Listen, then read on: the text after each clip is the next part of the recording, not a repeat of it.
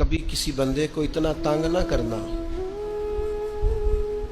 کہ وہ اتنی تکلیف میں آئے کہ وہ خود تو کچھ نہیں کر سکتا، ماڑا ہے، لیکن پھر وہ رات کو اپنے رب کی بارگاہ میں بیٹھ کے کہے کہ تو حاکم و عادل ہے مگر تیرے جہاں میں ہے تلخ بہت بندہ مزدور کے اوقات۔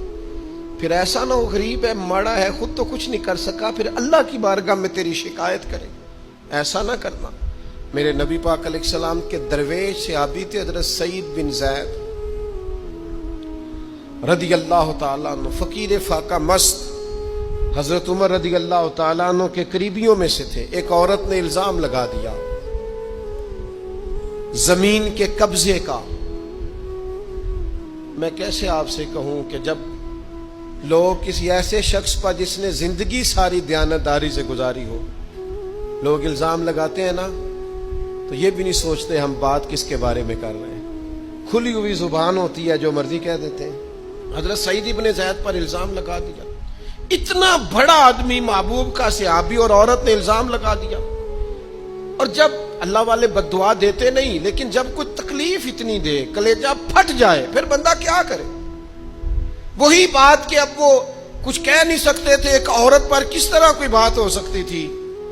دونوں ہاتھ اللہ کی بارگاہ میں اٹھائے، یہ صحیح حدیث میں موجود ہے۔ دونوں ہاتھ اللہ کے حضور اٹھا کے عرض کرنے لگے، مالک اگر یہ عورت جھوٹی ہے نا تو پھر اسے اندھا کر دے اور اس کی قبر اس کے گھر میں بنا دے۔ صحابہ فرماتے ہیں کہ حضرت سعید ابن زید کا تو وصال ہو گیا، زمانہ گزر گیا، لیکن ہم نے پھر اس بی بی کو اندھا ہوتے دیکھا ہے۔